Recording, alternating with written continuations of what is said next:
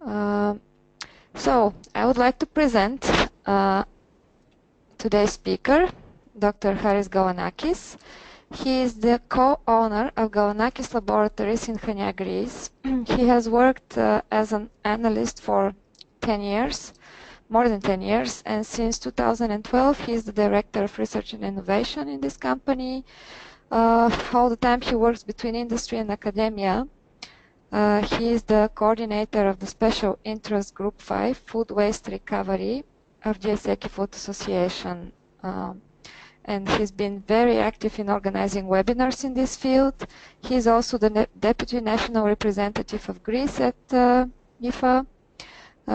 He is a co-owner of Fenuliv, which is a spin-off company dealing with industrial production of valuable compounds from olive meal and other agricultural byproducts. His research is focused on recovery and separation of functional molecules from agricultural and food wastes, and also in their implementation as additives in food products. Dr. Gavanakis is editorial board member of Food Research International, of Food and Byproducts Processing. He's published more than 70 research articles, reviews, monographs, and conference proceedings. He's also the editor of a book which is Food Waste Recovery, Processing Technologies and Industrial Techniques. This book was also presented earlier in another webinar, and now he's the editor of the book which he's presenting today. So now I will give the word and the screen to Dr. Gavanakis.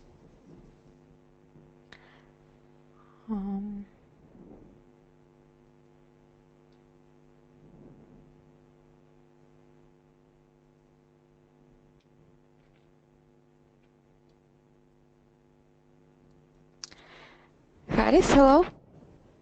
Hello, Veliska. Can you hear me? Yes. Yes. Hello, everybody. And Thank you very you much see your screen. Introduction. Can you see it? Yes, it works. Okay, well, that's great. So, thank you very much for the introduction. I would also like to welcome everybody around the world who's joining us today in our new book presentation. So, good afternoon or good morning, wherever you are. So today's piece is a book presentation, the book called Innovation Strategies in the Food Industry, Tools for Implementation. So I will start with an introduction just with the term innovation that we increasingly listen these days. So that this term is increasingly used in all scientific fields, and not only used, has been developed into a trendy word. It's referred whenever discussion focus on forthcoming developments or future perspectives. However, despite its frequent usage, innovation is neither easy to specify and nor to identify. So what does innovation truly represent? Innovation is a new idea that, when implemented, leads to a more effective process, product, service, or technology. Innovation provides better solutions that meets advanced unaddressed or existing market needs. It can also be considered as a breakthrough that provides a different way of thinking, consuming, or living.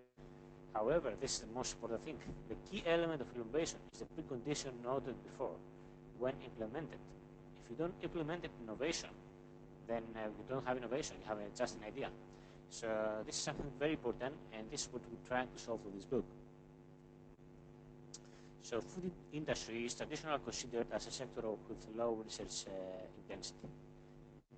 On the other hand, innovation are recognized as important instruments for food companies in order to stand out competition and also satisfy consumer demands. So the goals of the current book is to report the ongoing innovation in food science, and at the same time to provide tools, ideas, and strategies to overcome bottlenecks for their actual implementation in the food industry. So why was there a need for a book in this area? So food industry today is facing technical and economical change in spite of society, manufacture, and food processing. And these challenges are more important due to the economic crisis that we have over the last year. So all this fact have affected significantly the entire food supply chain, for example, distribution of food to the consumers. Also force companies to pay high attention in food products that meet the consumers' demand for a healthy lifestyle. As a consequence, there is an extensive dialogue about the need of food industry to introduce innovation in the market in order to survive competition. However, despite the fact that researchers develop continuously innovative products and technologies, the applications in the food industry meet several obstacles. The latest concern more the introduction of the innovations within the food industry, as well as the reaction of related consumer, and less the technological adequacy of the innovative techniques. On the other hand, most of the books report the characteristics of the innovative technologies, products, etc., but the lack of information on how this innovation could be implemented in the food industry. For example, how to overcome limitation, about interaction between academia and industry, transfer of know-how, falling consumer demands, and other problems. So there is a gap between R&D strategy developers and technical R&D associates, for example, scientists and engineers, as well as a lack of interpretation between the information received by food technologists and consumer scientists. Let's start with the book review. So the book fills the gap, this gap, as I said, between strategy developers and technical R&D associates by interpreting the technological adequacy of innovative techniques with the reaction of related consumers. The book also describes innovation and long-term R&D strategies to overcome limitations during know-how transfer between these two sectors, also provide insights and ideas to overcome bottlenecks for the actual implementation in the industry. Here you can see the book features. It's a multi-author book. I'm personal editor, but we have a very big team of 47 authors, and some of them will also join the discussion today. And the book has 340 pages, and the cost is about 91.80 euros. What are the key features of the book? It reports the development of cooperative networks for the commercialization of new food products. It includes the concept of open innovation, denoting the particular issues that SMEs are facing during their innovation efforts. Suggests respective innovation policy in the agri-food sector, and also discusses the challenges of introducing innovation in traditional food products.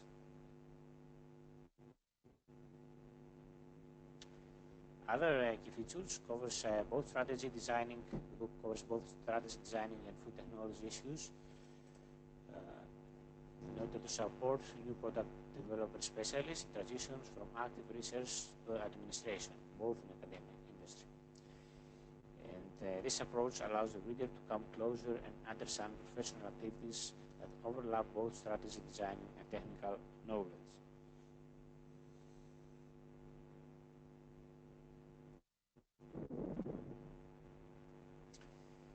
So, how will the book meet the needs of the audience? The whole approach of the book is based on the following steps. First, we report the tools for cooperative network, as I said, and open innovation, denoting the particular issues that SMEs are facing during their innovation efforts. And we also suggest respective innovation policies in the agri-food sector. Thereafter, the development of innovations in the food industry is explored by discussing the implementation of innovation in traditional food products and product development processes, denoting the conventional and emerging technologies applied to the food industry. For example, safety and energy issues, progress and restriction, and also we discuss the characteristic of sustainable innovation in food science and engineering. In the third part, we exploit the implementation of cutting-edge innovation cases in the food science, for example, innovative bio-based biomaterials for packaging sustainability, development of functional foods, food use for social innovation by optimizing food waste prevention and recovery strategies, adoption of ICT innovations in the agri-food sector, and finally implementation of foodomics in the food industry.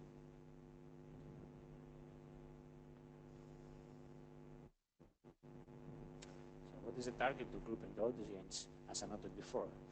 The book concerns researchers working in the whole food science field, middle management professionals in the food industry and department chairs in universities, food technologists, new product development specialists, and students working or studying in food and bioproducts processing area.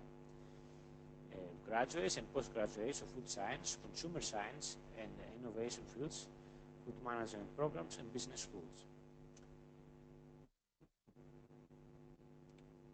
So what is the difference of this book with other ones existing in the market? So briefly, most of the available books in the field deal with the topics included in the chapter 4 to 15. We'll show you later the chapters one by one, reporting generally the aspects of new technologies or approaches denoting the innovative character. So most of the books exist in the market, they just discuss some new innovations, technology behind, etc. Our book is ambitious to explore, and I believe that we managed to do it in a high extent, how innovative technologies are implemented in the food industry, for example, by detecting problems and providing solutions for real application. So this effort tries to fill in the gap of transfer knowledge between academia and industry. So the book is a handbook for anyone who tries to introduce innovations in the food industry, and this way could reach a broader audience of food scientists. So we do not denote only the innovations. We have both we have data with regard to the new technologies that exist are proposed with in food innovations, but we also have many chapters that deal with the strategies and how these technologies can be implemented, and we provide also a lot of commercialization data that cannot be found elsewhere. So here we have the chapters and also the authors for each particular chapter. So the book is categorized, is divided in 4 parts. The first part is about innovation strategies and long-term R&D for the food industry. So here we have 4 chapters. The first chapter is about food innovation dynamics and network support, written by Gerard Schiffer and Yivka Daters. The second chapter is about open innovation models and cooperation between academia and food industry, written by Barbara Bigliardi and Francesco Galati. And the third chapter is also about open innovation with another approach. It's about the opportunities focused on particularly on food SMEs, written by Sam Sagui and Vera Sirotinskaya. And the fourth chapter deals with the transition to a sustainable agro-food system and the role of innovation policies, written by Giuseppe Morone and Doris Cotone. So in the next part, we deal with the development of innovations in the food industry. So we start to see more deeply about the innovations and how can they be implemented. So fifth chapter is about innovation in traditional food products. And the question, does it make sense? Does it make sense to have innovations in traditional food products?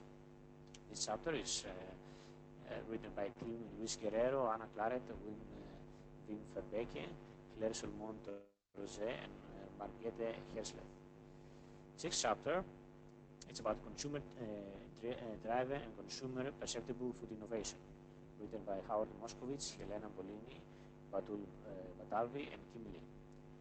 In the seventh chapter, we'll talk about the implementation of emerging technologies that nowadays are very hype in the food industry and also in food science, led by Francisco Barba, Rebecca Orlien, Maria Mota, Rita Lopez, Sofia Pereira, and George Saraiva. In the eighth chapter, we talk about sustainable innovation in food science and engineering, written by Beto Red, Calabuy, Jimenez, Bertoret, Barrera, Seguy, and Fito. So we then go to part C, that discuss the cutting-edge innovation areas in the food science. So after the first two parts are rather theoretical, and then we'll go to more practical chapters. We'll discuss more particular innovations in the cutting-edge areas of the food science, and try to see how these strategies that are referred in the first two parts can be implemented in particular areas. So in chapter 9, we discuss about innovative bio-based materials for packaging sustainability. The authors are Zenoviadou, Gugul, and Diaveris. And the 10th chapter, we talk about the development of functional foods, written by Deborah Villano, Amadeo Girones de la Paña, Cristina Garcia Vicuera, and Diego Moreno. In the 11th chapter, we talk about food use for social innovation and optimization of food waste recovery strategies. And the authors are me, Elena Svejic, Vito Vererato, and Antonio Segura Carretero. So we have two more chapters in part C. The 12th is adoption of ICT innovations in the agri-food sector. We have a case study and analysis of French and Spanish industry by Victor Martinez Gomez, Josep Domenech, and Francisco Mas Verdu. And the 13th chapter, we have implementation of foodomics in the food industry, written by Jean-Louis Sebedio and Corinne Malbec-Buguerin. So the last part, part D, is conclusion and perspectives. So we have two chapters. One is about consumer acceptance of novel foods, and we see how all these innovations come up at the end of consumer acceptance. And this chapter is written by Arnold Fischer, Michael Reinders. And finally, I edited a chapter about the challenges and opportunities in the field of food innovations. So just briefly, some insights of the book and some ideas that we found, some information you can find also in the chapter 15 is the conclusions. So the implementation of innovations in the food industry is governed by consumer acceptance, what we found. And this is a critical parameter affecting to a considerable extent success or not. Many innovations face severe criticism when first launched. This is what we discuss in the book. And a very good example is genetically modified organisms, GMOs in Europe. It's a classic example. So consumers' response to novel foods depends on how they perceive the benefits, risk, and cost for their consumption. So many times consumers are not well informed about the foods, so they decline the novel foods. So this is an important thing. So in marketing, when we say acceptance, the phrase acceptance of a novel product is generally used to indicate that the novel product has been taken up by sufficiently many users to be profitable. This is what the terminology in marketing. However, consumer perceptions, how they are combined into an overall evaluation of the novel food, may systematically differ from actual product assessments. So decisions, final decisions to buy a novel food or not is conducted in different ways, for example, depending on consumer personal situation or the context of the food choice. So to avoid investing in innovating that are inherently unacceptable to the public, it's important to include consumer insights into the innovation process early on. So this is why we underline the consumer acceptance in a separate chapter in the part D. So in the concluding of the book, consumer insights are very important to introduce innovations. It's important also to know how to measure consumer perceptions reliably. All these are referred in chapter 14. And perceptions and decisions are in the mind of the consumer and cannot be measured directly.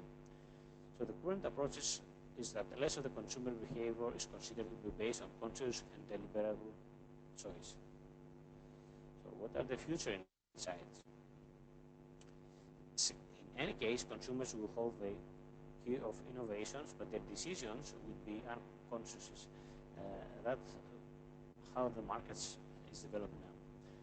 So although the situation is very tempting for strategy developers, it may stifle innovations in the field since there is a danger of generating a new skepticism to consumers. So if consumers feel getting somehow out of the game or forced to a certain direction, their rejection would be immediate. And the example of GMOs is a very good one. So although now consumers can be very easily affected and direct to particular products, on the other hand, they want to have a conscience. They want to have to get involved in the game.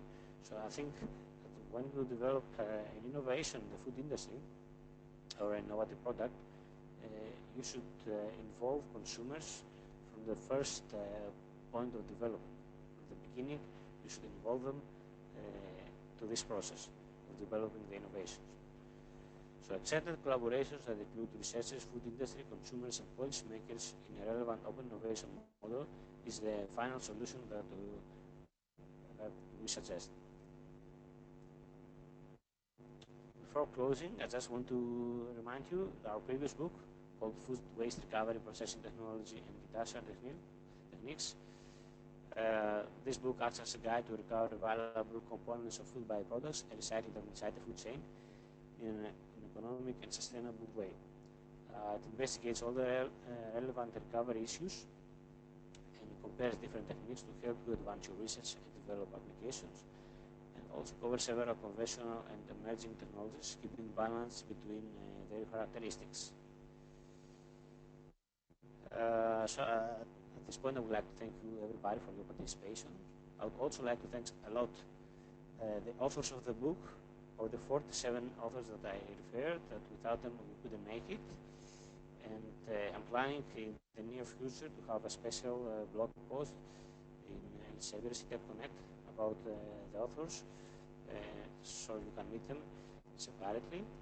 And I would also like to thank our food waste recovery group in the Food Association that manages all these actions and coordinates different activities. These are consulting for the food industry, teaching activities we have, collaboration, joint proposal, common publications, and we also have a LinkedIn group that's very popular with 2,300 people, and the new Facebook page with 2,800 people. You can reach us here, you can see the links of the Facebook and LinkedIn page. This is our web page that we plan to develop a new web page over the next months, and you can also see my blogs for relevant news, and send me email if you have any questions or you have anything to propose.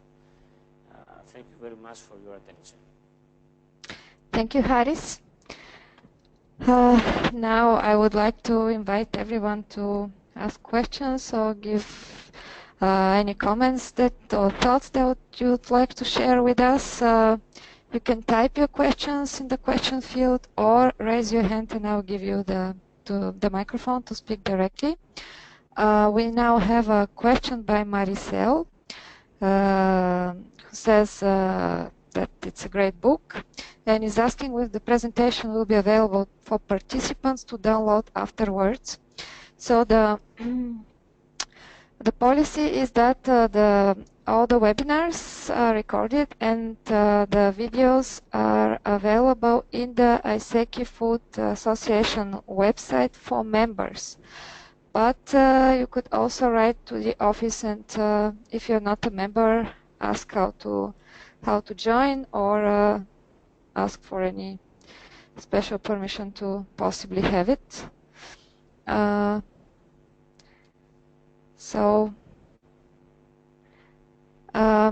There is a question by Aurelian Ravo, not sure if I read correctly the name.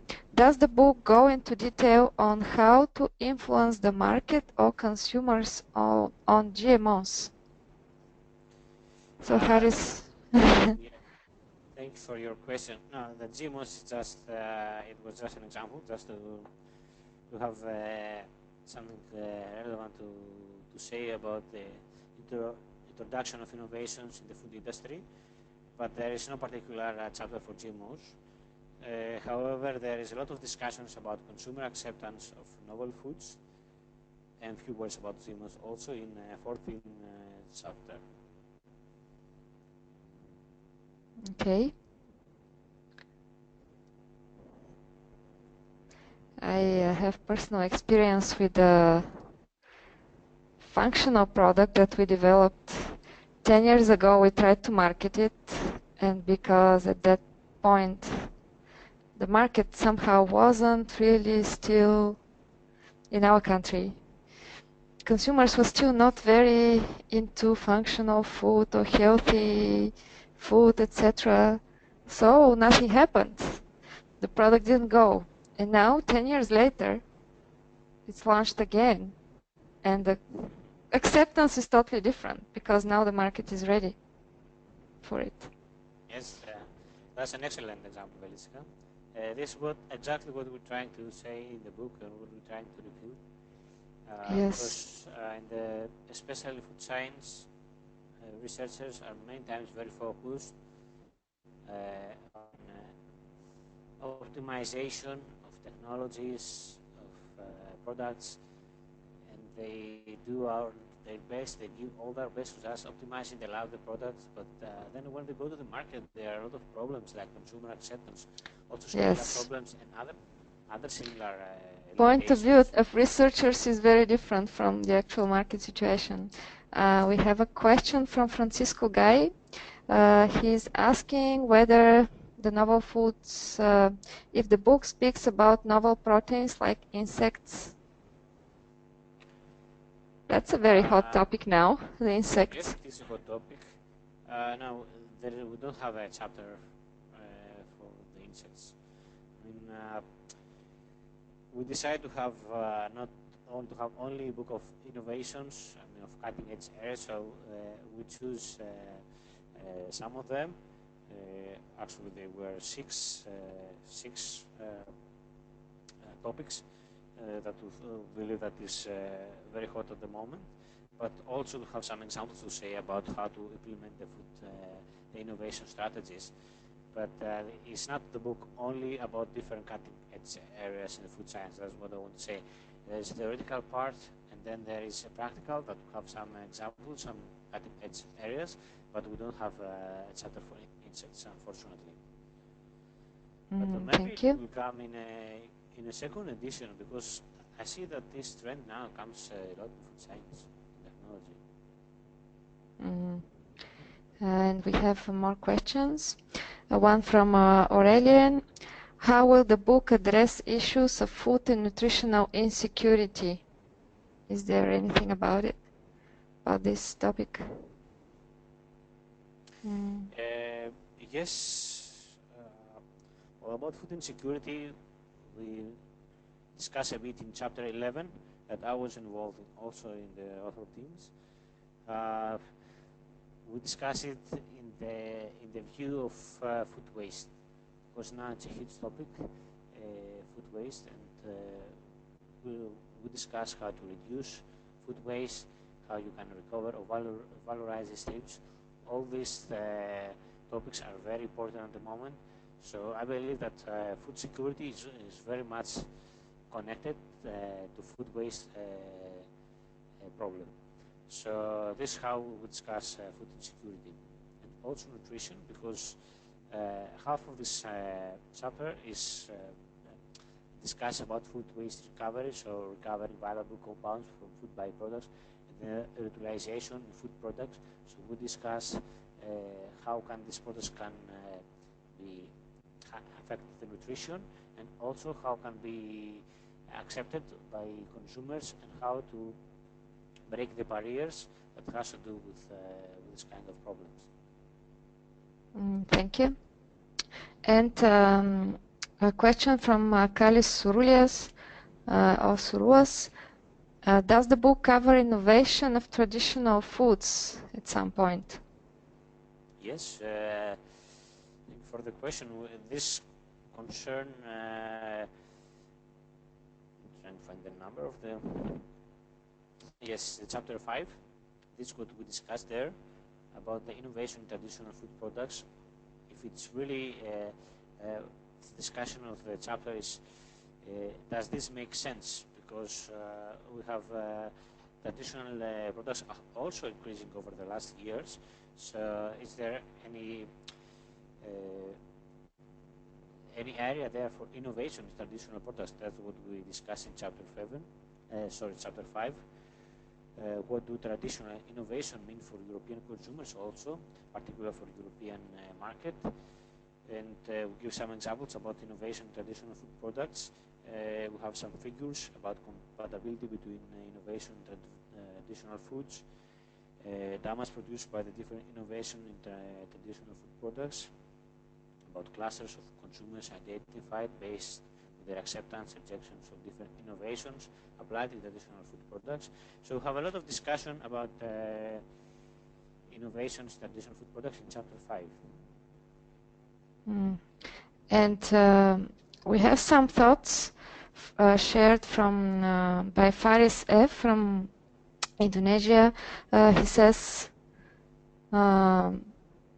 that in Indonesia, he's thanking you for the presentation and says that in case of Indonesia, people really don't know anything about traceability of the food, whether or not they're GMOs. And for example, he says 70% of soybeans consumed in Indonesia are GMOs. And most of them don't know, most of people don't have any idea of this because they eat the downstream products such as tofu. And in addition, the consumer doesn't really know the effect of GMOs. So he thinks that the traceability of the food from farm to table has a critical point in the acceptance of the innovation. And in case of Indonesia, the GMO took off in absence of traceability and consumer education. So I would say not only for Indonesia, this is also a situation in many other places, and in general, it's very the same situation. Haris? Yes, the same in Europe is relevant. How to say relevant? Because, well, in Europe, GMOs are not supposed to, are not allowed it. But on the other hand, who knows what comes sometimes inside? And also, the thing is that Europe says no to GMOs when they first launched. But there was no real discussion about how does this affect the consumers. So this is how European consumer found it something like that this is something negative.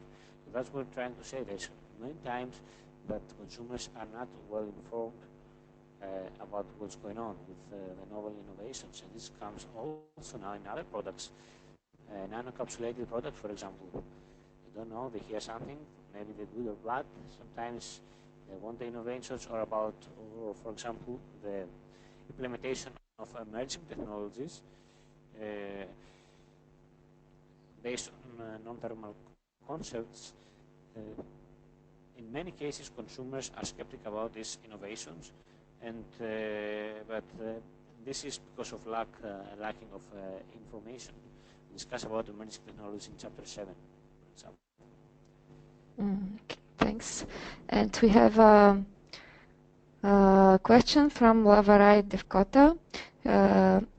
The question is, when we talk about commercialization and innovation for industries, does the prevailing laws and regulations promote food waste as raw material for these industries, especially since these products come back into food again? And does this book deal with any of these issues? Yes, we discuss a lot about these issues. Also, you can find more issues about food waste recovery and utilization of food products in the previous book, in food waste recovery book that I noted, that was edited 1 year ago. Now in this book you can find more advances, also with regard to this discussion. More or less an updated chapter is chapter 11 on this thing, on these issues. So you can find more information in the previous book about what you're asking, and you can find also an update in chapter 11 of this book. Thanks.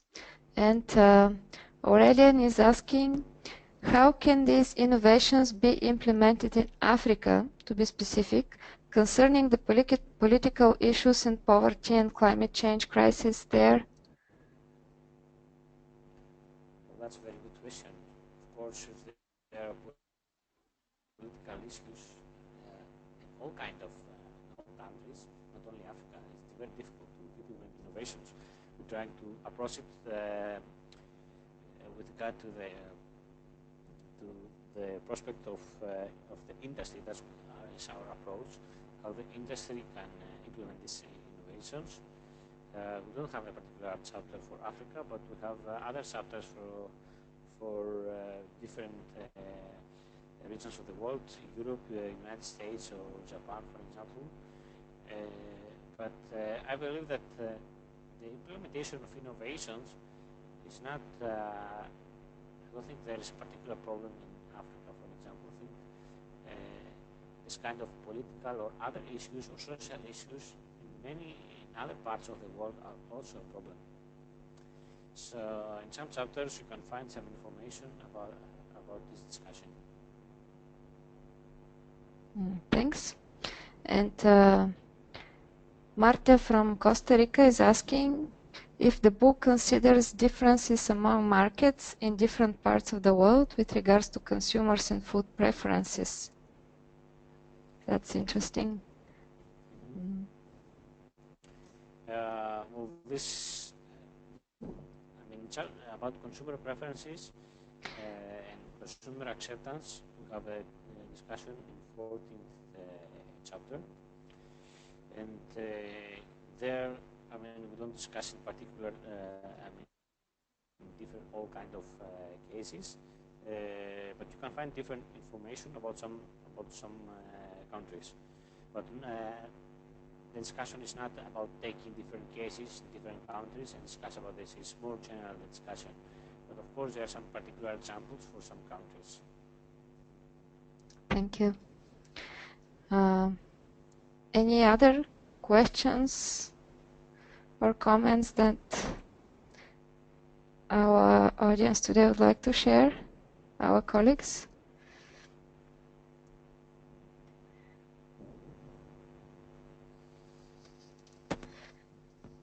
Actually, the consumers and food preferences can vary a lot between countries. It's surprising how different could it be, yes, even for neighbor countries that are very close.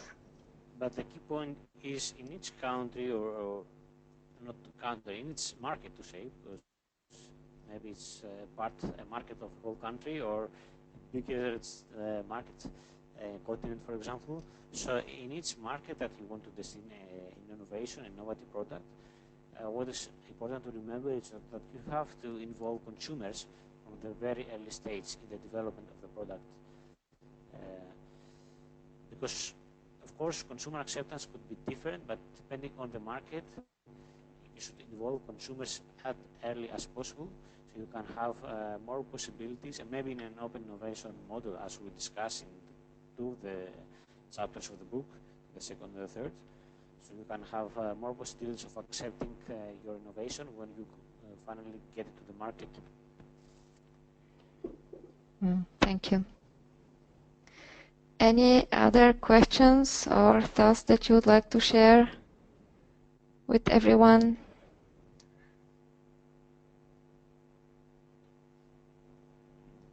I don't see any more questions coming.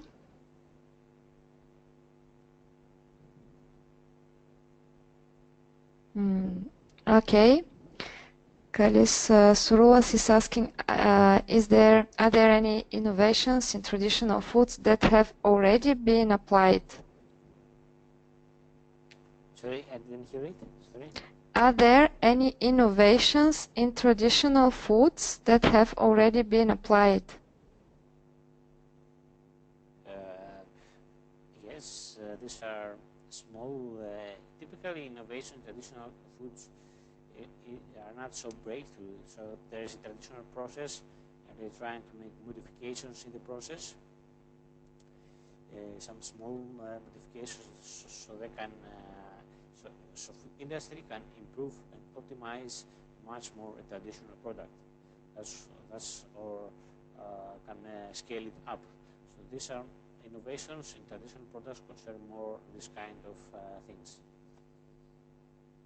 Yes, for traditional foods, one kind of innovation is exactly to set the production into industrial scale and with industrial facilities. And another example could be introduction of defined starter cultures.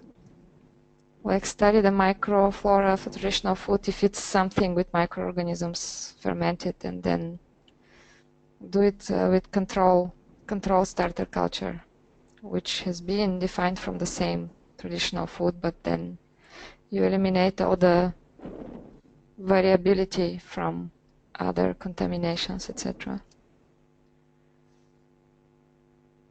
Yes. And any other questions that anyone would like to ask,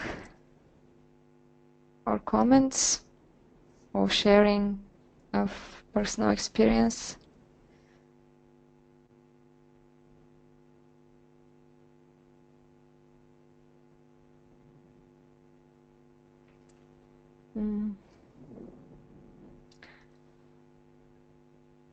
I don't see any other questions. So I would like to thank you very much, Haris, for this presentation of the new book.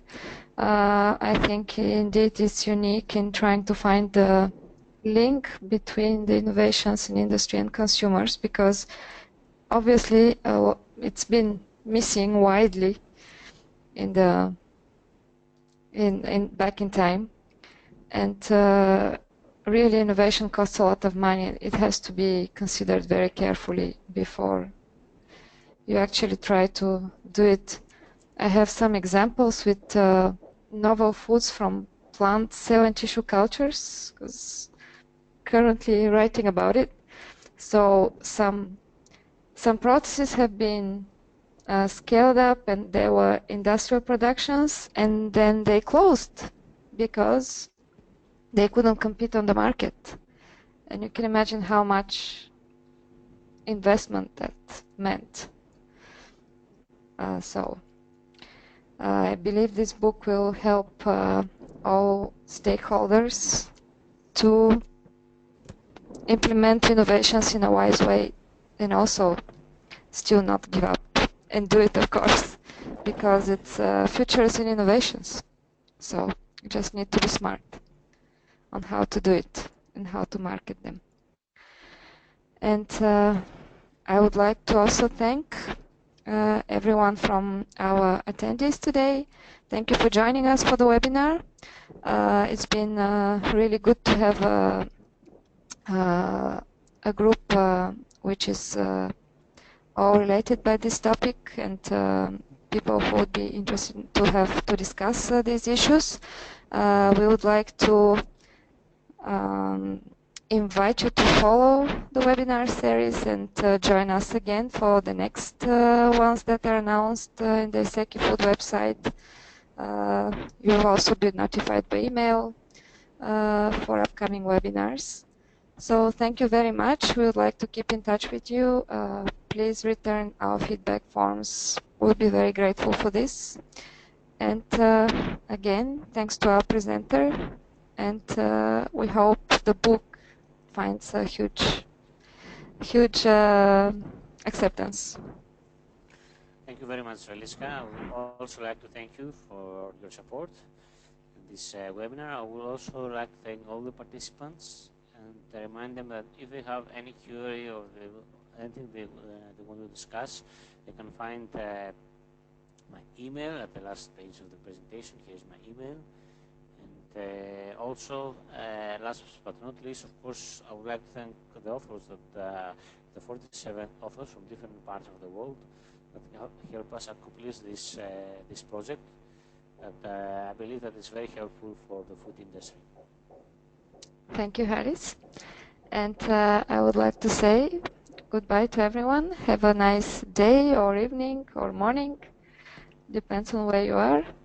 So see you and talk to you again at the next webinar of ISEKI Food Association. Have a good day. Bye-bye.